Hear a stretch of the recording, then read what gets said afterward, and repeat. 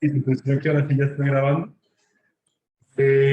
Y básicamente era eso, un tratamiento personalizado en el cual los dos principales objetivos van a ser el control de los síntomas, reducir el riesgo de exacerbaciones y reacciones adversas por el uso de medicamentos y finalmente todo en el contexto de una educación global al paciente de su condición. Ahora si quieres dar el lado. ¿Cuál es el abordaje o la aproximación de un paciente con asma? Esto retoma conceptos que revisamos en la primera tutoría. Primero está la confirmación diagnóstica del asma con los dos pilares que establece la GINA, que son una clínica que se caracteriza por ser variable, es decir, que el paciente no presenta los mismos síntomas todo el tiempo, no es algo persistente, más unas pruebas de función pulmonar positivas. El corte de espirometría para determinar después del uso de broncohilatador que el paciente sí tiene asma. Cambia de número. ¿Cómo cambia? Sí. ¿Y el BitFlow? ¿Pero qué igual? El BitFlow. Igual. Lo mismo, 12% o 200 mililitros, pero cambia el parámetro. No es el ABF1, sino el flujo respiratorio máximo. Ya cuando confirma el diagnóstico se evalúa la severidad de la enfermedad. Más adelante voy a explicar cómo se hace esa evaluación de la severidad. Y a partir de eso iniciamos un manejo tanto farmacológico como no farmacológico, mientras que en simultáneo manejamos las otras comorbilidades que pueda tener el paciente, sobre todo si es un paciente adulto y tiene de base ya otro tipo de enfermedades crónicas. Y del mismo modo, pues educarnos sobre cuál debe ser la prevención frente a esos triggers que le generan los síntomas. Dicho esto, monitoreamos la respuesta al tratamiento y a partir de eso ajustamos según el control que tenga el paciente de esos síntomas y la presencia o no de exacerbaciones. Entonces, a grandes rasgos, esto es como lo que tiene que tener siempre, como el esquema claro de cómo se va a abordar el paciente paso por paso y qué deben hacer en cada uno de estos componentes.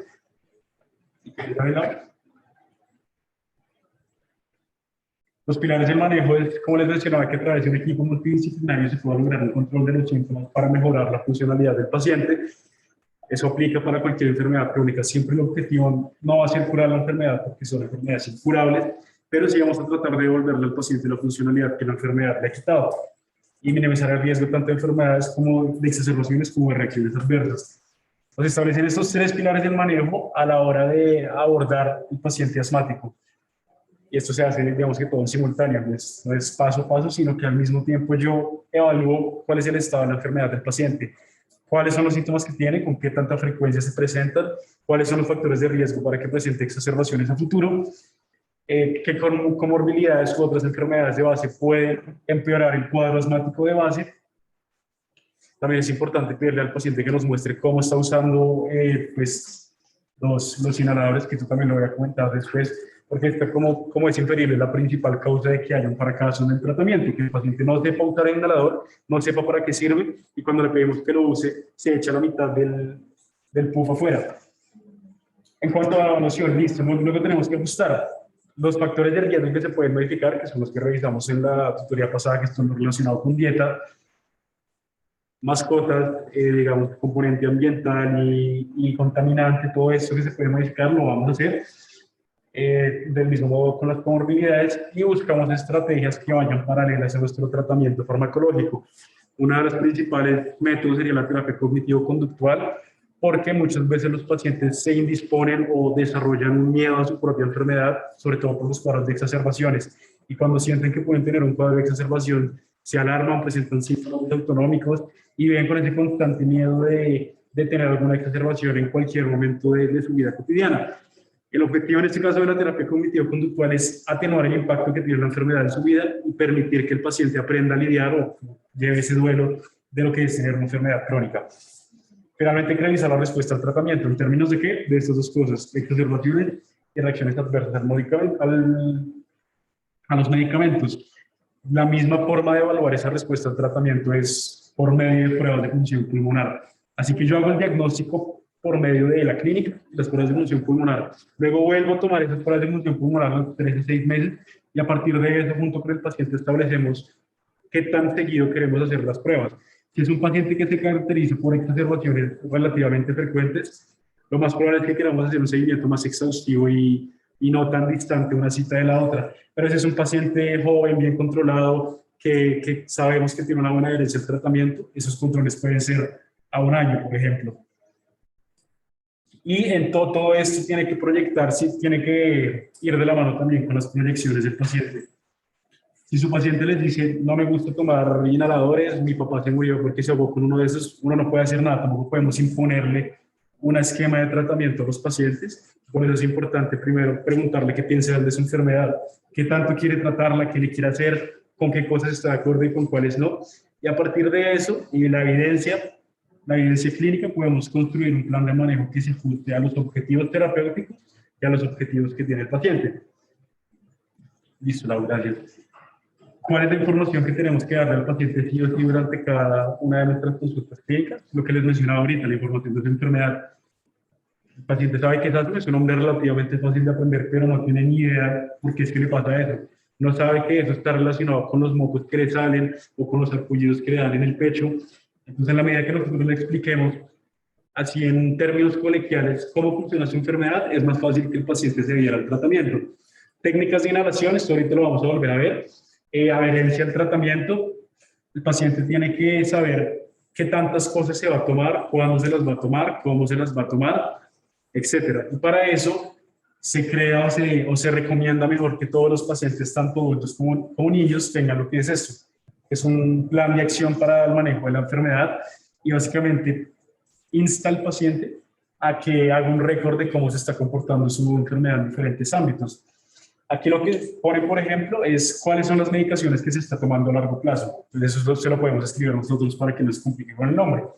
Y las dosis también. Y aquí le ponemos, vea, su hijo se tiene que tomar esto 2 veces al día, 2 pumpas al día. Y así con todos los medicamentos que él tome a largo plazo. En este caso irían, por ejemplo, los corticosteroides inhalados. Aquí, ¿qué le vamos a decir? Su hijo tiene que tomar dosis de corticosteroides inhalados más formoterol cada vez que le den los síntomas, cada vez que le dé como esa presión, esa tos, tiene que tomarse tanto y cada vez que lo necesiten. A partir de eso nos constituyen cuál es el estado de la enfermedad. Si la enfermedad está en un buen estado, en un estado regular o si está en mal estado. Y esto lo hacen también con esta gráfica del picómetro. Entonces, si el picómetro está por aquí abajito, pues le dicen al paciente que es que su enfermedad está mal manejada, pero está por acá arriba, es que está bien. Y aquí le hacen las recomendaciones de qué es lo que debe hacer en cada caso. Esto es para los adultos y si quieres darle uno más. Y este sería el esquema para los niños que lógicamente nos llenan los papás, pero que básicamente va lo mismo, que el paciente y el familiar tengan claro cuál es el esquema de manejo que se va a realizar, cuáles son los grupos de medicamentos que usa y qué debe hacer en caso de que su enfermedad se encuentre en cualquiera de estos 3 niveles. En cuanto al uso del inhalador, hay una plataforma que se llama Inhalers for You, que básicamente es para información para el paciente. Nos propone primero un algoritmo para seleccionar cuál es el tipo de dispositivo que más le conviene al paciente según su funcionalidad, según la capacidad de adherencia al tratamiento. Y sí, eso es básicamente para la elección, pero también que nos da primero como un overview de cuáles son los tipos de medicamentos inhalados que se puede tomar al paciente, cómo elegirlos. Cada inhalador tiene unas instrucciones específicas y por eso en la cita nosotros le pedimos al paciente, muéstrame cómo usar el inhalador. Si se salta alguno de los pasos que salen las instrucciones de su inhalador, pues determinamos que no está siendo efectiva esa terapia inhalada. Y ya lo mismo, nos dan recursos, presentaciones, infografías, todo esto para que el paciente tenga a su disposición información de cómo usar estos inhaladores. Solo si quiere salir. Entonces, ¿cómo abordamos la enfermedad? Ya cuando está diagnosticada, esto de pronto es la parte que a mí en su momento se me hizo más confusa de las clases y de la llena, porque no hay un esquema completamente claro de cuáles son las clasificaciones para cada una de estas cosas.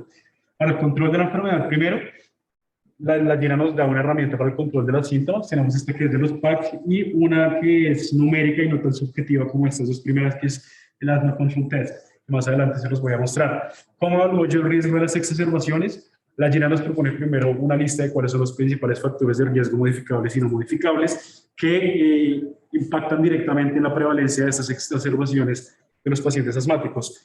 Otras 2 herramientas y pues ya luego hay factores de riesgo específicos en el que nos proponen el BEF1 como predictor. En la medida que el BEF1 disminuye, lógicamente también lo hace el pronóstico del paciente y consecuentemente aumenta el riesgo de exacerbaciones. El pico flujo, que es una interpretación muy similar al BEF1, y la cantidad de broncodilatadores.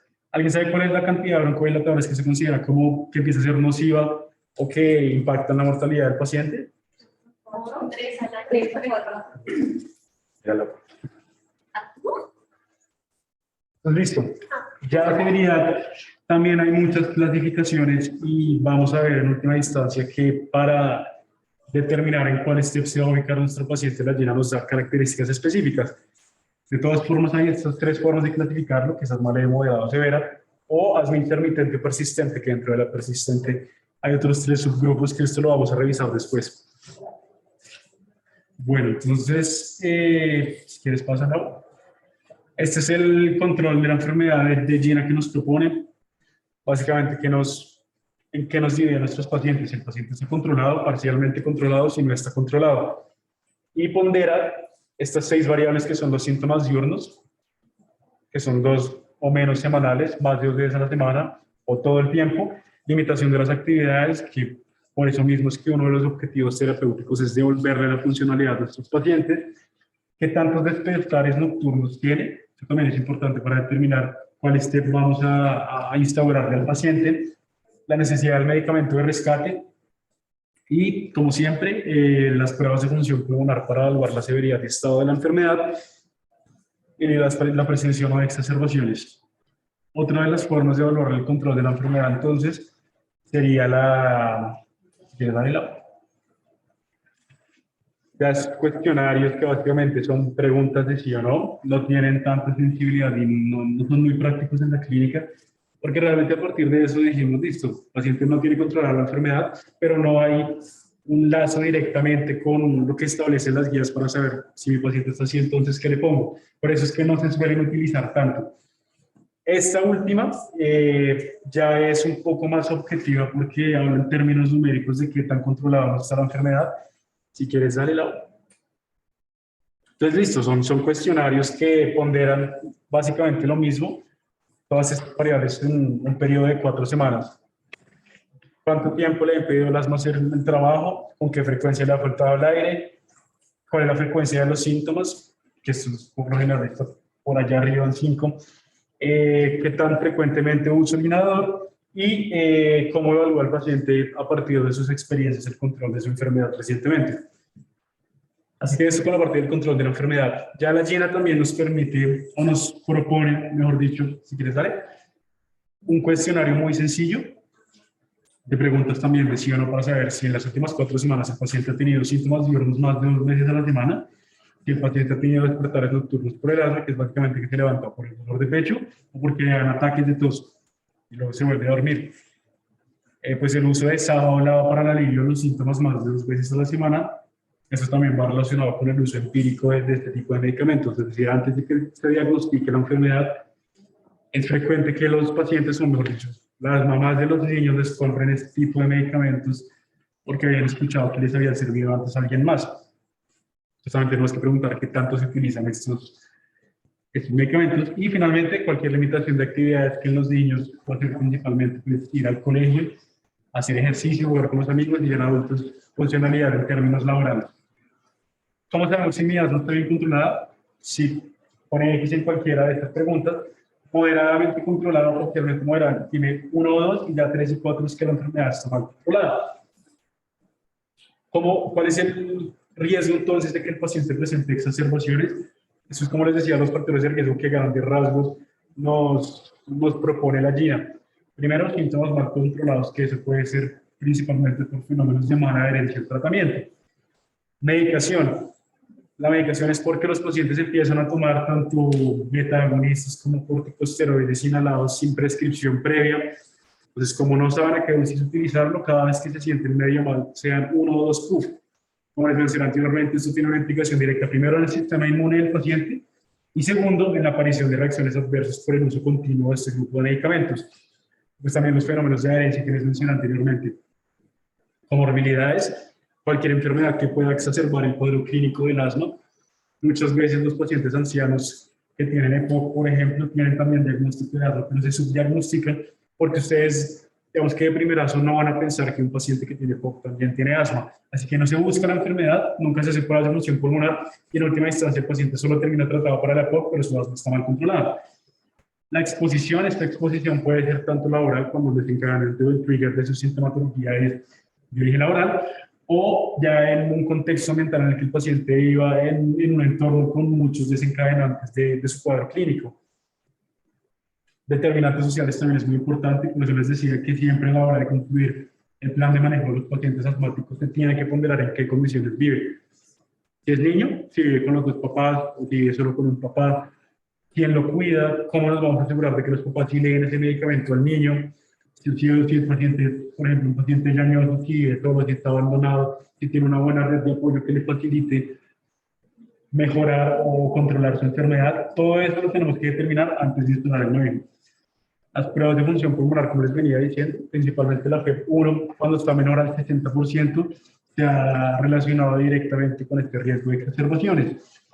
Y finalmente, pues, si en otros exámenes, que fue lo que puse al final del video, que por ejemplo un análisis de esputo, un hemograma con evidencia de eosinofilia, que esto no también es sucesivo a la enfermedad, también empeora el pronóstico del paciente y es un riesgo para presentar exacerbaciones. Y este es el antecedente que les puse en el Kahoot, que también la intubación endotraqueal es un antecedente o factor de riesgo para este tipo de cuadros exacerbados. Una pregunta. Para las personas que tienen EPOC y asma, ¿qué tipo de asma sería? O sea, ¿no sería asma alérgica? Eso es un fenotipo específico que ustedes lo van a ver en el caso de EPOC, que es se llama sobreposición de asma y EPOC. Los pacientes primero desarrollan una o la otra y con el tiempo, por ejemplo, si el paciente es asmático y además fuma, a largo plazo también va a desarrollar EPOC y hay una sobreposición de ambos cuadros clínicos. Pues así como el paciente presenta tos seca, presenta opresión torácica y presenta sibilancias, que son características del asma, también presenta aplanamiento del diafragma, atrapamiento de aire, se le aumenta el diámetro anteroposterior del tórax. Pues básicamente es una mezcla de las dos enfermedades. Y lo que te digo, muchas veces es diagnóstica porque dicen que la tos es asma o es EPOC, pero no puede ser las dos. Entonces, si tiene una, no le van a buscar la otra. Y por eso los pacientes tienen un mal control de los síntomas de esa enfermedad que aún no le han diagnosticado. ¿Listo? Entonces, este es un fenotipo especial también de los pacientes. La intubación endotraqueal tiene como un tiempo, o sea, digamos como un plazo de tiempo como de antecedente. Lo que sé del tema de la intubación endotraqueal es que es un problema sobre todo en el postoperatorio inmediato. Como les decía, sobre todo en los pacientes jóvenes, en los niños, es muy probable que la intubación sea un poco más tortuosa porque es una vía aérea de menor calibre. La glotis de los niños queda más arriba, la laringe empieza en segundo más o menos, a diferencia de la laringe de un adulto que empieza en C3. Entonces es mucho más difícil intubar al paciente y en medio de ese proceso, cuando hagan esta práctica, se van a dar cuenta que es muy probable que ustedes raspen las paredes de la vía aérea del paciente. Eso funciona como un estímulo irritativo que activa los mecanorreceptores y genera fenómenos de constricción.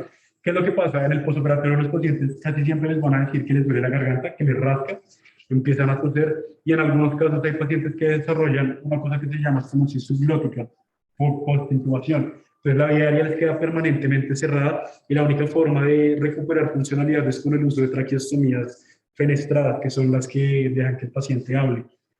Entonces sí, ese sería como el por qué sería un factor de riesgo.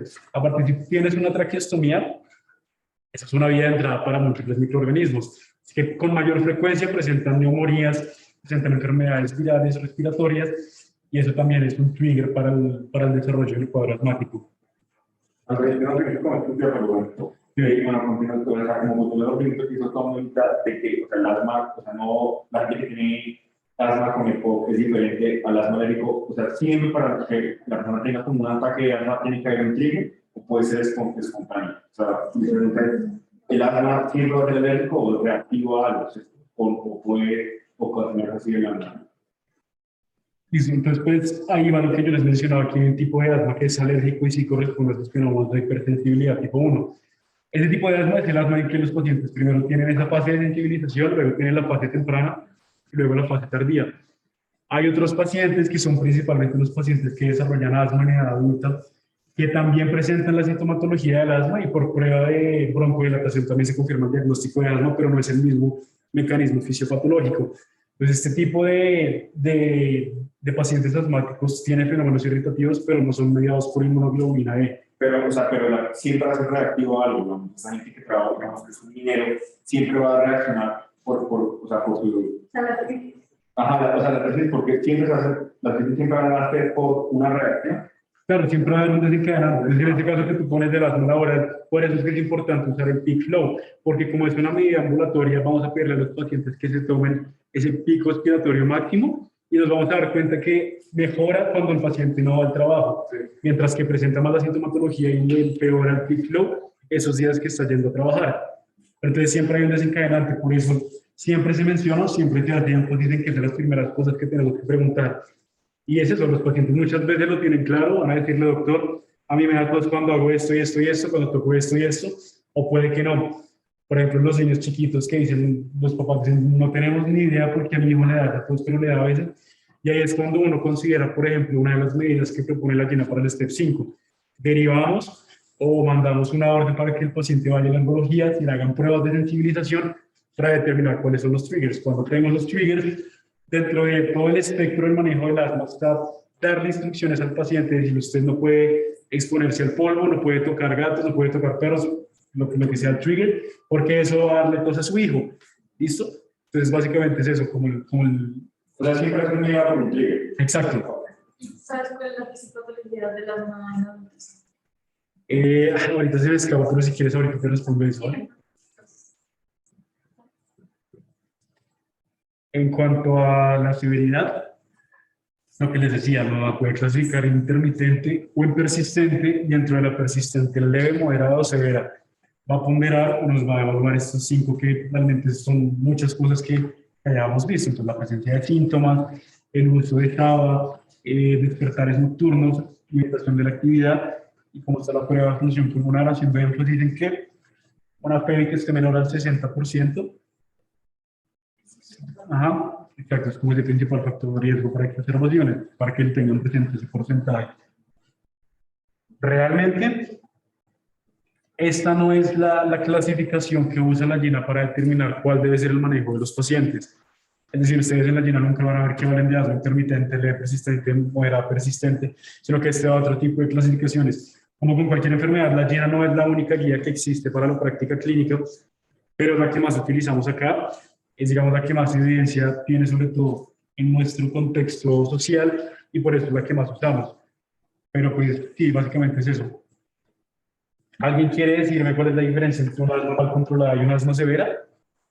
La asma mal controlada es cuando los medicamentos, o sea, no está teniendo una buena adherencia a los medicamentos, y pues la severa es cuando ya los medicamentos se están usando de manera adecuada, pero pues no están haciendo el efecto que deberían. Exacto, ya es algo ya refractario en el asma severa, y tendríamos que evaluar otro tipo de conductas más allá del uso de inhaladores. Sí, perfecto. Ahora estoy bien, Dulce. Como medir la situación, algo genético. Ahí, sí, entonces se mide cuál es el fenotipo genético del paciente, porque acuérdense que sobre todo mutaciones del brazo largo del cromosoma 5 se han asociado con el desarrollo de asma. Eso se llama fenotipificación. Aparte de eso, mandamos a la alergología, le hacemos pruebas de sensibilidad, le tomamos niveles de inmunoglobulina que seguramente van a estar elevadas en sangre, y en esos pacientes son los que podemos considerar el uso de anticuerpos monoclonales. Sin embargo, este es un manejo que difícilmente se alcanza en la población colombiana, y ahorita les voy a explicar por qué cuando hablemos de esos grupos farmacológicos, pero sí, ese sería como el espectro de medidas que podríamos considerar en este caso. Ya dentro de los grupos farmacológicos, les volví a poner la imagen de la primera tutoría, donde a partir del mecanismo fisiopatológico es más sencillo entender en qué punto van a actuar los diferentes grupos de medicamentos. Hay una respuesta inflamatoria exacerbada no controlada y que se perpetúa en el tiempo por diferentes mediadores proinflamatorios. Para eso, para el control de la enfermedad, es que vamos a utilizar entonces los corticosteroides, vencida inhalados orales, y los inhibidores o antagonistas de los leucotrienos. Como les mencioné, no piensen nunca que el asma se va a curar, porque realmente lo que queremos es tratar de perpetuar ese remodelado de la vida diaria de una forma muy lenta, que el paciente no progrese en sus síntomas, que el paciente no progrese en sus daños, pero nunca va a recuperar enteramente esa capacidad funcional perdida. Como a nivel nervioso hay una exposición de los nervios colinérgicos que liberan acetilcolina y generan esos efectos de broncoconstricción y aumento de secreción de moco, vamos a usar los anticolinérgicos. Y finalmente, a nivel muscular, queremos disminuir esa contracción que disminuye el lumen de la vía aérea, por lo que vamos a usar beta-2 agonistas. Dentro de las vías de administración, principalmente es la vía inhalada, porque pues queremos que principalmente el medicamento se concentre en la vía aérea. No interesa tanto que alcance la circulación sistémica, porque esto puede aumentar, mejor dicho, el riesgo de que se presenten otro tipo de reacciones adversas. Y es por eso que tratamos de retardar lo más posible el uso de corticosteroides orales. Es de las últimas opciones que se van a usar en los pacientes asmáticos precisamente por eso, y porque se van a presentar reacciones que ya les voy a mencionar ahorita. Si bien la mayoría del medicamento inhalado se va a quedar en la vía aérea, hay una pequeña parte que se puede ir tanto inhalado, que puede llegar a todos los, el alveolo, alcanza los capilares pulmonares y por lo tanto la circulación sistémica, o pues como está yendo de forma descendente, el medicamento llegue directamente al tracto gastrointestinal, pase al hígado, haga su metabolismo en el primer paso y de igual forma alcance la circulación sistémica. Pero no es lo más común. ¿Alguien me quiere decir 3 contraindicaciones para el uso de medicamentos inhalados? Sí. Bien. Disfonía, tos, candidiasis o candidiasis. Pero contraindicaciones, reacciones adversas. ¿Sabes alguna? ¿O alguno sabe alguna?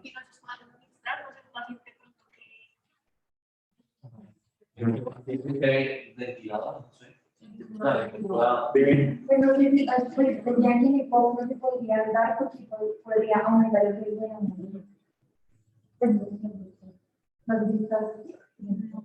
Neumonía. ¿Alguna más sabe de eso? ¿Qué pregunta? Pues me imagino, ¿sí? No, me parece. No sé que exactamente son los en los grupos inhalados se puede dar como un poco mayor cantidad, pues mayor presencia en el mundo. Ok, me tocaría mirar eso.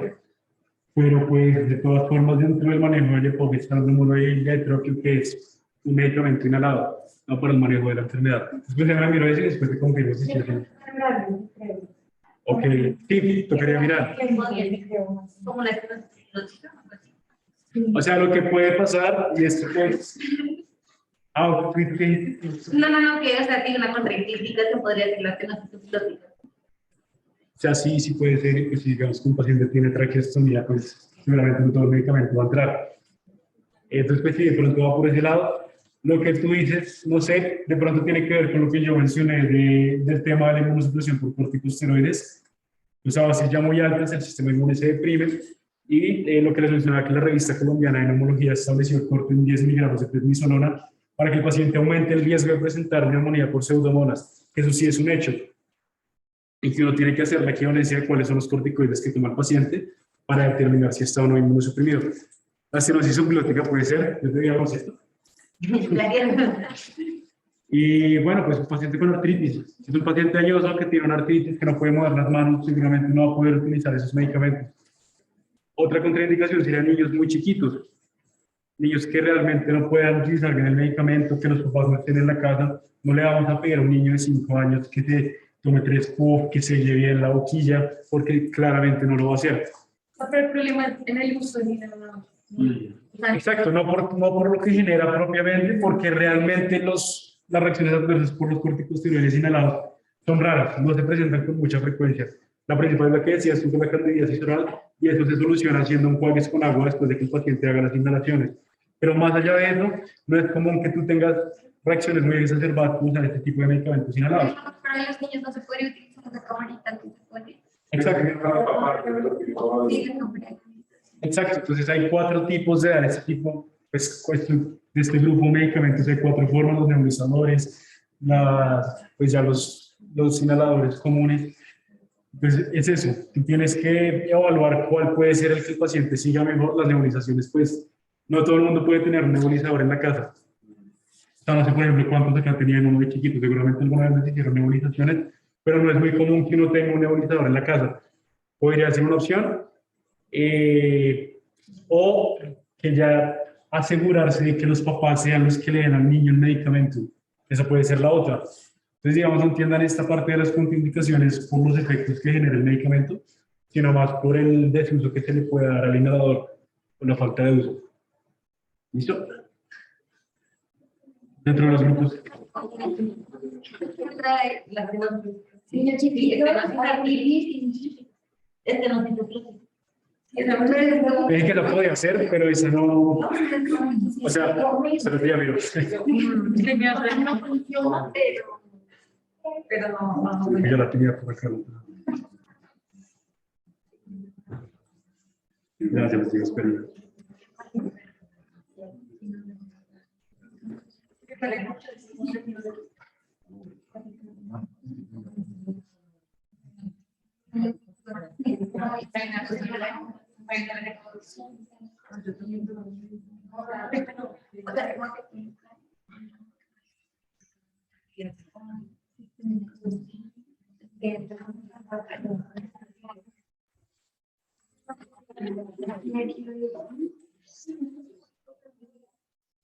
Ella por alergias, ¿no? Que el paciente pues, no tolera este tipo de medicamentos, no se usa.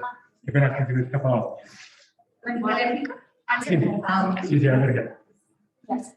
Bueno, como les mencioné, hay dos grupos de medicamentos, principalmente los medicamentos de control, que cumplen con el objetivo de reducir esos procesos agudos de obstrucción de la vía aérea que produce la sintomatología del paciente. Que reducen como la inflamación de la vía aérea y pues todo es suprimiendo la respuesta inflamatoria y son principalmente los corticosteroides inhalados, inhibidores de leucotrienos y los anticuerpos monoclonales. Las medicaciones de rescate o aliviantes pues son útiles donde las exacerbaciones se hacen manifiestas o cuando el paciente tiene síntomas y son principalmente los betagonistas o los anticolinérgicos. No les da curiosidad saber por qué siempre en la GINA. Dime. No, termina la pregunta. No, dime. Incluso en el lado de la función de larga, como duración, no sé, inicio, que son más de 2 horas, ¿es que usan para rescate también? Que usan para rescate también, y si te das cuenta ahorita cuando veamos el paso a paso, la primera medicación de rescate que nos propone la GINA es eso, utilizar la combinación de corticosteroide y betagonista de larga duración, porque precisamente es eso, prolonga un poco más su acción y tiene un alivio más sostenido en el tiempo que lo que produce un salbutamol, por ejemplo, que alguien sabe cuál es el pico máximo de duración de un SAO. 2 horas, 4 o 6 horas. Y los lados son 12. 24 pueden llegar a ser. De 12 a 24, exacto. Entonces, por eso queremos buscar eso. Y no saben por qué siempre se va a usar un corticosteroide y un betagonista. O sea, ¿por qué ponen esos dos puntos? Como para controlar los dos tipos de la parte de la enfermedad, no sé, como la reacción inflamatoria y la... Porque el corticosteroide tiene mejor efectividad, pero no es rápido, o sea, se demora por lo menos una semana de uso continuo para poder hacer efecto. En cambio, el betagonista es más rápido. Exacto, entonces por un lado eso, que tienen roles complementarios, ¿sí? Y digamos que así a priori no parezca que cumplen con un mecanismo común. No, por ejemplo, lo que hacen los corticosteroides es disminuir a largo plazo los procesos de tolerancia sobre los receptores beta-2. Es decir, hacen que nuestros beta-2 agonistas duren más en el tiempo, porque una de las principales reacciones adversas es eso. Los pacientes que usan muchas veces SABA, que no controlan el uso de este tipo de inhaladores, terminan desarrollando tolerancia, el medicamento no les sirve, y a veces ese es el mismo motivo de consulta. Los pacientes les van a decir, doctor, me llevo tomando esto 1 año y ya no me sirve, me lo venía tomando cada vez que medio me molestaba el pecho, y ya no me sirve, ¿qué hago? Es precisamente por eso, por los fenómenos de tolerancia. Así que ese es como uno de los motivos por el cual se usan siempre al mismo tiempo, corticosteroides con betagonistas. Y también ves los estudios, ¿no? Que indican solamente el uso de... Exacto, que eso era lo que les puse la llena. ¿Qué sabes tú de eso? Pues lo que nos dice también en el caso de no sé, los conocidos, pues ya pasaba que el uso solamente estaba y, o sea, el uso progresivo y aumento de trabajo pues también causa pues, una cosa de mortalidad, un tema los usos de también. Sí, más de 2 trámites al año de trabajo intelectual muerte y más de 3 al mes.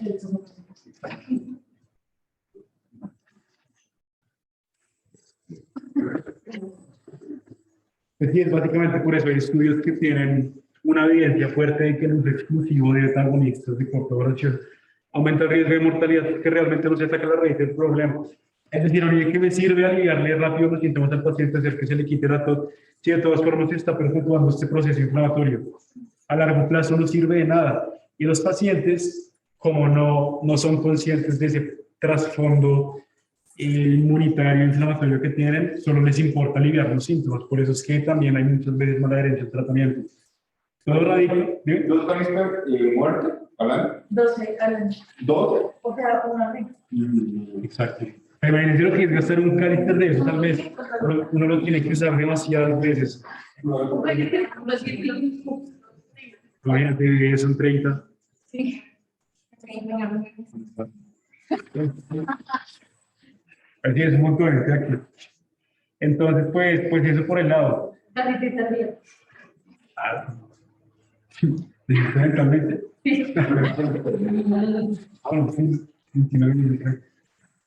Entonces, bueno, y lo otro es que yo no sé si ustedes sabían que estos grupos de medicamentos casi siempre vienen juntos. Es decir, en la misma fórmula viene el corticosteroide con el formoterol. Hay una cosa muy bacana que les puede servir ya en su práctica clínica, que es descargar una compresión que se llama, ¿cómo se llama? Algo de post populi. Pues si quieres darle acá, pues lo que hacen ustedes es, sí, si quieres darle clic. No. O sea, ¿Qué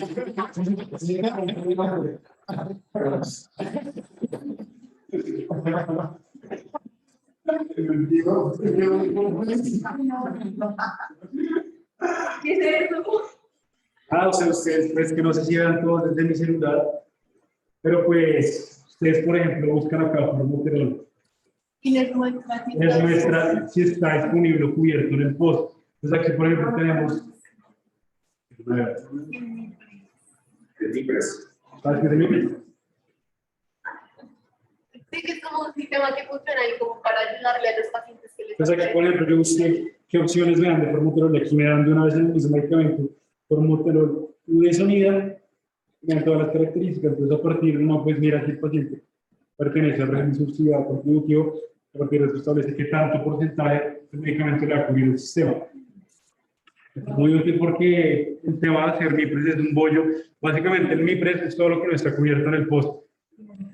Por lo que es un proceso muy distinto. Cuando ustedes se gradúen de médico les van a crear una cuenta del MIPRES y con esa cuenta del MIPRES ustedes van a poder formular este tipo de cosas que no cubre el sistema de salud o el régimen.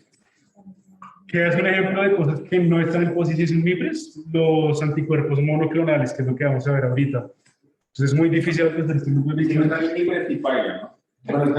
siempre están libres. Sí, o sea, todos están libres, todos los... Pues seguramente algún procedimiento quirúrgico de pronto no, pero digamos que la mayoría de veces pasa eso. Lo que no está en el post y lo cubre el MIPRES. Y pues uno lo formula distinto. Y eso es lo que les quería mostrar, como de los grupos monoclónicos en grandes rasgos. Sí, así se llama. Vamos a hablar rapidito de cada uno de los corticosteroides, como dice su nombre, esteroideos que son derivados del colesterol. Esto tiene una explicación en cuál es el funcionamiento de este grupo de medicamentos, ya que al estar formados principalmente por derivados del colesterol, no tienen oposición para atravesar la membrana celular. Cuando el medicamento atraviesa la membrana celular, se une directamente a su receptor de glucócorticoide, que es este GR que vemos acá, se forma el complejo corticosteroide, receptor de corticosteroide, se desplaza hacia el núcleo y básicamente lo que va a hacer es un impacto directo sobre la transcripción de citoquinas proinflamatorias. Los principales ejemplos que vamos a ver para el uso de los pacientes asmáticos son beclometasona, piromato, budesonida, que es la que les mostraba ahorita que venía con el formoterol, y fluticasona fluorato. Si quieres pasa, cuando se unen ese receptor, cuando se une, perdón, el corticosteroide a su receptor y entran al núcleo, van a impactar y van a generar, primero, una menor síntesis de proteínas proinflamatorias, es decir, todos los factores quimiotácticos, todas las interleuquinas, todos esos mediadores que perpetúan el proceso fisiopatológico del asma que van a procesar en menor medida. Inducen también la apoptosis de los neutrófilos, que ya saben que son los principales actores de cuál fase de la enfermedad. También. La tardía, exacto. Sí, perfecto. Disminuye las infecciones inflamatorias, el número de mastocitos y disminuye también la sensibilidad que tiene la inmunoglobulina tanto por los mastocitos como por los basófilos. Entonces eso, y también por otro lado pues va consecuentemente a revertirse algunas de las reacciones que producen todos esos mediadores. Se recupera parcialmente el epitelio respiratorio, hay una menor fuga porque recordemos que mientras esto pasa el fenómeno de IAPS está completamente exacerbado, pues aumenta la disponibilidad de receptores beta, que es lo que yo les mencionaba ahorita. Por eso es que un corticoide va de la mano o se complementa dentro de su mecanismo de acción con estos beta-2 agonistas. Y finalmente, pues disminuye la secreción de moco. Entonces, es que mil cosas más es lo que hacen los corticosteroides, de verdad son muy buenos. Dentro de pues, las consideraciones que debemos tener con este grupo de medicamentos, está la farmacocinética, que es lo que yo les mencionaba principalmente. La gran mayoría de la fracción del medicamento que es elevado se va a quedar en la vía aérea, una pequeña porción alcanza la circulación sistémica por los capilares pulmonares y otra porcioncita chiquita va a pasar por el tracto gastrointestinal y finalmente el metabolismo del primer paso por el hígado. La presentación de estas ramas sistémicas van a depender de qué tanta fracción inhalada pues, alcance la circulación o si de lleno se utilizan corticosteroides orales, que como les dije, la consideración importante es que se necesitan dosis más altas para que se logren los mismos efectos farmacológicos. Las reacciones adversas son estas que ahorita Mariana nos dijo. Los pacientes tienen disfonía, candidiasis orofaringia. ¿Alguien sabe por qué da candidiasis orofaringia?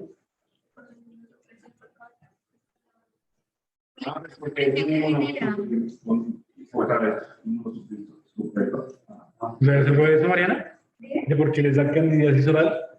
Porque la candida es ubicua, está en todo lado y pues realmente oportunista. Sí, perfecto. Bien. Y pues ya los efectos secundarios sistémicos que, como les dije, no son del todo comunes por uso inhalado de este grupo de medicamentos no se van a presentar, sino más por el uso oral, que ya es, como les mencioné, de los últimos recursos. Por lo que hay insuficiencia y supresión suprarrenal, hay una desregulación porque el paciente, pues, hay el hipotálamo se dice que hay un estímulo externo o un exceso de corticoides y por lo tanto suprime todo este eje hormonal. Consecuentemente, supresión del crecimiento, los pacientes pueden desarrollar osteoporosis, cataratas, glaucoma y algunas anomalías metabólicas como hipoglucemia principalmente. Y eso sería el tema con los corticosteroides. De los betagonistas, esto es lo que les mencionaba de cómo hacer las cosas en post-populi. Acá, por ejemplo, nos producen salbutamol más bromuro-atropio o formoterol más budesonida. Y a partir de eso, si está cubierto o no. Son este grupo de medicamentos. Son el tipo de fármacos para broncodilatación que se usan con mayor frecuencia en la práctica clínica. Son muy eficaces e históricamente se había tenido como gold standard regular para el manejo de las exacerbaciones no SAO. Ya por lo que tú nos mencionaste ahorita nos dimos cuenta que no es enteramente así, no es un cinturón de fuerza que siempre se da al usar estos medicamentos y que el uso de beta-agonistas de larga acción a largo plazo sí contribuye en cierta medida a la disminución del riesgo de exacerbaciones. Como dijeron ustedes ahorita, los SABA tienen un efecto no mayor a 6 horas, varía entre las 4 y las 6, mientras que los LABA ya tienen una acción de las 12 a 24 horas. Así que eso como consideraciones generales. Ya como el mecanismo de acción propiamente, pues son medicamentos que se unen a su receptor, van a inducir a la expresión de una proteína G que primero va a favorecer la salida de potasio a nivel extracelular. Es decir, la célula queda hiperpolarizada y por lo tanto es menos probable que se presenten los fenómenos de contracción muscular. La broncodilatación directa, pues por esto mismo, el medicamento se une a su receptor y aumenta la proteína C dependiente de ALP cíclico, que digamos que separa el componente de actina y miocina y también disminuye los procesos de broncoconstricción que presentan este grupo de pacientes. Ya si nos vamos a los efectos dentro de la inflamación, tienen muy pocos, por no decir nulos. Así que por esto no los usamos con este objetivo y por eso mismo siempre van de la mano con los corticosteroides. Y ya vimos que lo que hacen los corticosteroides al entrar al núcleo e incidir directamente sobre la transcripción de proteínas es aumentar la disponibilidad de estos receptores beta-2 adrenérgicos a nivel celular en el músculo liso, en los bronquios, que pues favorece la acción de estos medicamentos y por lo tanto aumenta el nivel de la vía aérea y mejoran los síntomas. Y si quieres darle la cuanto a diferenciaciones básicas de los SABAs y los LABAs, ambos en general son sencillos de usar. Como tú decías, inician un poco más rápido y no suelen presentar efectos secundarios. Ya todos los efectos secundarios que presenten cualquiera de estos dos medicamentos es por la estimulación directa ¿de qué? De receptores extrapulmonares. Entonces, estos medicamentos en general son efectivos para la protección contra estos factores desencadenantes. El uso es según sea necesario. Esto ya no se hace tan así como SABAs, puedo decir que ya casi no se hace. Mientras que con los LABA, lo que les decía, sí van a mejorar el control de la enfermedad cuando se administran basalmente 2 veces al día. Por eso mismo es que ahora en el STEP 1 no se usan los broncodilatadores, no el corticosteroide a necesidad, sino que de lleno decimos, así nuestro paciente no tenga tantos síntomas, es importante establecer de base una toma diaria de este grupo, de esta dosis dual de medicamentos. Y pues el formoterol es un agonista casi completo, por lo que queda con la disponibilidad de la membrana celular más tiempo, por eso es que se perpetúa su acción, por eso es que llega a durar 24 horas. Como les decíamos, están sujetos a los fenómenos de tolerancia, que es lo que nos preocupa principalmente por el uso empírico de este grupo de medicamentos. ¿Cómo se previene esto? Lo mismo, educando al paciente, evitando que se tome desde edades tempranas esos grupos de medicamentos, porque, como vamos a ver ya en la parte de manejo propiamente, si el paciente es refractario tanto a SABAs como a LABAs, el pronóstico es muy malo, sobre todo en pacientes jóvenes que tienen que lidiar con su enfermedad todavía muchos años. Si quieres darle la gracias. Estos son los términos de tolerancia. Pues hay una regulación descendente de los receptores que con el paso del tiempo cada vez van a funcionar menos y por eso es importante tener siempre esa disponibilidad de receptores beta-2 a nivel muscular liso. Sí, pues básicamente es eso que les mencionaba, los corticosteroides. Y ya en la parte de las reacciones adversas, como les mencionaba, es por activación de receptores beta-2 a nivel extrapulmonar. ¿Cuáles son los efectos de una activación de un receptor beta-2 a nivel extrapulmonar? Otra cosa.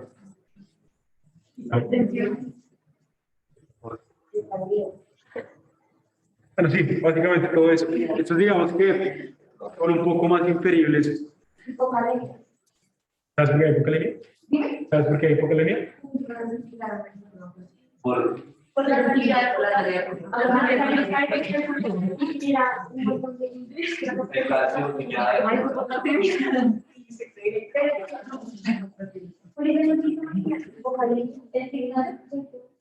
¿Cuál es? el signo de truco. Gracias.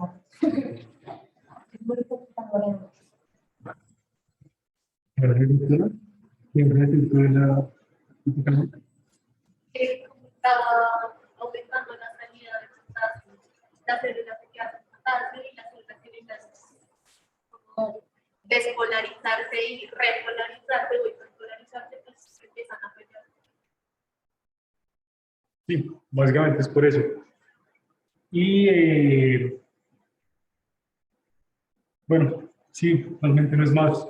Lo que les digo, es un poco más inferior y sabemos cuáles son los efectos sistémicos de este grupo de receptores, para que lo miren también, que de pronto si les los pueden preguntar algo de estas reacciones adversas. Bueno, creo que seguimos con, ¿quieres darle? Con los anticolinérgicos, que básicamente su acción se limita a lo que les había puesto en la primera imagen. Como estas terminaciones nerviosas entran en contacto directo con los alérgenos, la respuesta normal va a ser la liberación de acetilcolina, que al actuar sobre el músculo bronquial liso, pues genera esa broncoconstricción y aumento de las secreciones. A grosso modo, lo que hace este antagonista, este grupo de medicamentos es unirse a los receptores muscarínicos. Recuerden que dentro de los anticolinérgicos se pueden usar a los nicotínicos, se pueden unir a los receptores nicotínicos, muscarínicos. En este caso nos unimos a los receptores muscarínicos, bloqueando la unión del neurotransmisor con el músculo bronquial directamente y revirtiendo estos fenómenos de broncoconstricción. Por eso es que también se determina que este grupo de medicamentos hace parte de los controladores de los síntomas.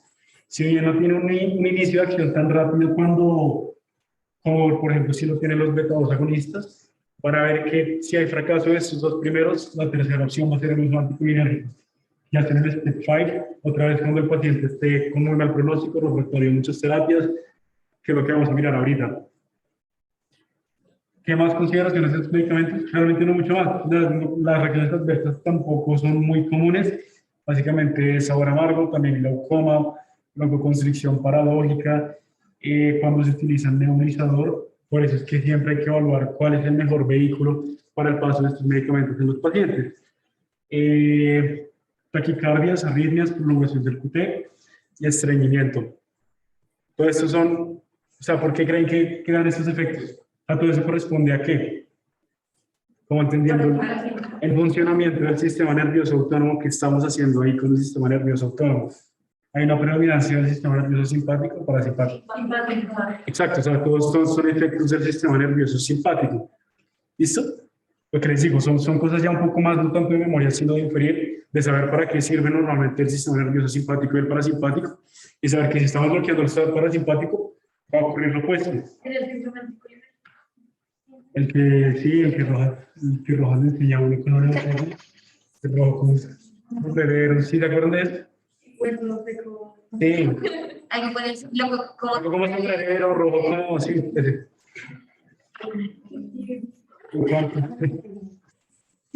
Son los antagonistas de los leucotrienos. Por eso les preguntaba ahorita si recordaban en qué fase de la fisiopatología es que se forman. Hace parte de las sustancias neoformadas en la fase tardía de la enfermedad, en la que pues hay contacto con los componentes estructurales de la membrana celular de los mastocitos, y a partir del metabolismo del ácido araquidónico, este sigue dos vías, la vía de la lipoxigenasa nos va a derivar en la producción de leucotrienos. A partir de eso sabemos cuáles pueden ser los dos principales blancos farmacológicos de este tipo de fármacos. Primero, la inhibición directa de la enzima de la 5-lipoxigenasa, que para eso que usamos el Sinopton, perdón, que es el único medicamento como de este tipo. Y ya si queremos bloquear directamente la acción de los leucotrienos, que si se acuerdan en la parte de fisiopatología se encargan principalmente de perpetuar esos procesos broncoobstructivos a lo largo del tiempo y también de servir como liberadores quimiotáxicos que llaman las células inflamatorias. Ya si queremos bloquear directamente los receptores de los leucotrienos para prevenir cualquiera de los efectos que estos tienen, son todos los medicamentos que terminan en Lucat, Montelucat, Pantelucat. Yo solo he visto Montelucat que lo usen en la clínica, la verdad. Sí. No, realmente no se usan más. Entonces, hablando del Montelucat, que es el que puede que usen con mayor frecuencia. Sí, por lo mismo no tienen efectos antiinflamatorios tan contundentes porque no actúan de una forma directa sobre el proceso de inflamación. Lo que hacen principalmente es prevenir, primero, que se produzcan estos leucotrienos y segundo, que se unan a su receptor para desencadenar estos fenómenos de vasodilatación y de broncoobstrucción. Las reacciones adversas, lo mismo, baja toxicidad, pueden tener hepatotoxicidad, sobre todo si alcanzan ese metabolismo de primer paso. Y el síndrome de Chomsky, que es un tipo de vasculitis sistémica, que también es complicado, entonces no se maten tanto estudiando esta parte, pero pues tengan presente que puede ser una de las complicaciones de este grupo de medicamentos. Y finalmente, pues el uso de anticuerpos monoclonales, como les decía, es una de las últimas consideraciones o tipos de medicamentos que vamos a usar en los pacientes asmáticos. El principal impedimento va a ser la disponibilidad, porque primero, es un medicamento que es a través de aplicaciones cutáneas, se hacen cada 2 a 4 semanas. Yo miré y cada inyección vale 2 millones de pesos. Pues imagínense ustedes sacar cada 15 días 2 millones de pesos para una inyección sin saber si realmente va a impactar directamente en su pronóstico o no. Por eso mismo, aquí en Colombia no se usa, pero pues hace parte del estudio que uno hace en los pacientes asmáticos, como considerar esa opción. Como su nombre lo dice, este grupo de medicamentos uno no lo ve casi, solo lo reviso por encima en el caso de cáncer de mama, no sé si se acuerdan, que es cuando uno ve como por primera vez esa parte de los anticuerpos monoclonales. Pero pues básicamente lo que hace es eso, unirse a la inmunoglobulina E, inhibir su acción. Ya saben que la inmunoglobulina E se pega a los mastocitos y cuando hay posiciones posteriores al mismo alergeno, el alergeno se pega a la inmunoglobulina E, hay desgranulación, y se desencadena la respuesta inflamatoria. Así que todo esto es lo que prevenimos con el uso de este grupo de medicamentos. La indicación principal sería eso, los procesos de asma, que no está controlada, como tú decías. Por eso es importante hacer esa distinción de lo que es un asma que está mal controlada porque el paciente no se toma bien sus medicamentos, a un asma que sí en efecto es severa y no responde a todos los grupos de medicamentos que hemos revisado. Y pues sí, el tema del alto costo que les mencionaba. Entonces, listo, ya miramos cómo se aborda en grosso modo, ya sabemos cómo es el diagnóstico, cómo establecemos la severidad, cómo sabemos si el asma vive. Hay un medicamento que los mencionaban que lo habían sacado de la guía, pero que no era como que no tenía buen control. Eso, pero imagínate. Pero hay algo importante que saber de eso, que quiero sacar de la guía. Lo que era por ejemplo, el rango de muy estrecho. Sí, es por eso. De hecho, eso ni siquiera lo cambiaron en esta guía, sino la que yo acá desde la 2019 está de cambio. Porque cuando yo pasé por el IES también, el doctor nos mencionaba esa parte y por eso no se nos incluye ahí. Pero básicamente ese es el porqué. ¿Listo? Y en general, de todos los medicamentos que menciona la Gina, aquí en Colombia usamos muy pocos. Por ejemplo, los inhibidores, los antagonistas de los leucotrienos solo vamos a usar Montelukast. De los SABA solo usamos principalmente dos, de los LABA también, principalmente formoterol y salmeterol. ¿Sí me entienden? Es más como que conozcan las generalidades de cada grupo farmacológico, pero que sí se aprendan cuáles son los que vamos a usar acá en Colombia, porque son los que ustedes van a formular. Ya habiendo visto toda esa parte, como las consideraciones farmacológicas, como es el tema del manejo integral del paciente, ya es más fácil entender la escalerita que nos pone la Gina, ¿cierto? Ellos primero pues ponen la cosa del controlador de preferencia, el controlador de la enfermedad ya saben que es el que suprime esa respuesta inflamatoria, y un aliviador de preferencia. Y divide el escalonamiento según grupos etarios. Principalmente hay 3 escaleras que propone la Gina para los pacientes mayores de 12 años, para los pacientes de 6 a 11 años y para los pacientes menores de 5 años, que era lo que tú me preguntabas el otro día, cómo se diagnostica, cómo se aborda esa parte. ¿Te acuerdas de cómo hacen los niños menores entonces? Los niños menores de 5 años, ¿cómo diagnosticas su asma? Por la sintomatología, o sea, como por el tratamiento que realizabas, como Ajá. y miraba si mejoraba o no después del cierto tiempo. Perfecto. Sí, entonces mira la clínica en esos niños, sacas el índice predictor del asma para ver si es positivo o no, le tomas radiografía para descartar diagnósticos diferenciales, miras factores de riesgo. Pues ya cuando uno sabe todo eso, si bien no puedo tomarle pruebas de función pulmonar, digo, listo, voy a empezar a usar un esquema más o menos así. Como les decía, cuadramos una fecha, nos vemos en 3 a 6 meses, si el paciente mejora, si es un asma, pero si no, se indagan por otros diagnósticos diferenciales. Pero pues a grosso modo es eso. Este entonces es el manejo que nos propone la Gina para adolescentes mayores de 12 años y adultos, en la que el paso 1 y el paso 2, el controlador siempre va a ser el mismo. ¿Cómo defino yo cuál ponerle a cada uno? Si el paciente tiene síntomas 4 o 5 días a la semana. Por eso preguntamos cuántas veces le da tos. Por eso es que en esos cuestionarios le preguntamos al paciente cuántas veces en las últimas 4 semanas ha tenido tos, ha tenido disnea, ha tenido sibilancias. Y a partir de eso yo digo, listo, si tiene menos de 4 o 5 veces, si no le pasa todos los días, podemos iniciar con una dosis de corticosteroide de budesonida, por ejemplo, con formoterol cada vez que el paciente lo requiera. Ahí sí, cada vez que se sienta mal, cada vez que tenga la impresión de que de pronto le va a dar una exacerbación, es que le ponemos este esquema de antibióticos. Y el aliviador de preferencia, lo mismo, lo que yo les decía, ya no se tiene como el consenso de que debemos utilizar SAO para el alivio sintomático por todo el tema de la mortalidad, del riesgo de exacerbaciones. Por lo que de paso, establecemos cada vez que el paciente necesite o crea que va a tomar su dosis individual de medicamentos, se lo toma. Que a veces también la Gina nos da un tratamiento alternativo, nos dice si de pronto el paciente por cualquier motivo no puede seguir esta ruta, sigamos otra ruta que es otras opciones de controladores. Aquí hacen una distinción en lo que es el paso 1 y el paso 2. Básicamente el paso 1 es para los pacientes que tienen presencia de síntomas menos de 2 veces al mes. Pues si el paciente tiene menos de 2 veces al mes y no puede iniciar con este esquema, ¿qué le dejamos? Dosis baja de corticosteroide inhalado cada vez que se tome el sábado. Es decir, no crean que ya los sábados están erradicados porque si fuera así, la Gina los habría sacado de la guía. Sí, si todavía los ponen es por algo, porque demuestran efectividad, pero lo que nos dicen es que el tratamiento no se debe basar en qué tantos sábados se use o se dejen usar, sino que más bien es un complemento a otros grupos. Si el paciente no puede cumplir esto y le dan síntomas menos de 2 veces al mes, dosis bajas de corticosteroides inhalados cada vez que presente los síntomas. El paso 2 es igual. Si tiene menos de 4 o 5 días a la semana los síntomas, dosis baja de mantenimiento del corticosteroide. Y ya como un aliviador alternativo, por ejemplo, es el sábado. Entonces, por eso les digo, no crean que se descarta, sino que no es nuestra primera opción a partir de esa actualización de la guía. El paso 3, si quieren adelante, es para los pacientes que tienen los síntomas la mayoría de días en la semana y ya, dime. No directamente, o sea, ¿cuál es la diferencia entre el paso 1 y 2? O sea, cuando inicio entre el paso 1. El paso 1, digamos que la diferencia entre el paso 1 y el paso 2, si seguimos como la primera ruta que propone la GINA, no es ninguno. Ambos grupos nos ponen como los pacientes que presenten síntomas menos de 4 o 5 días a la semana. Y si podemos, el paciente va a iniciar esta dosis de formoterol con corticosteroide inhalado. Si por alguno, esto se hace sobre todo si sospechamos que nuestro paciente va a tener una mala adherencia al tratamiento.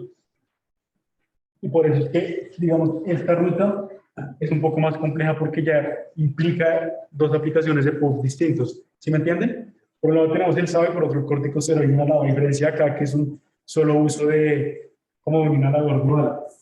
La distinción entonces que nos hacen cuando miramos el camino o el track número 2 es que aquí el paso 1 y el 2 no es el mismo.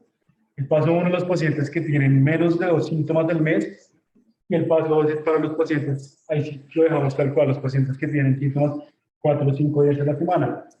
Si tiene menos de 2 veces al mes, dosis bajas de corticosteroide cada vez que tomamos el sábado, pero si tiene 4 o 5, dosis de mantenimiento.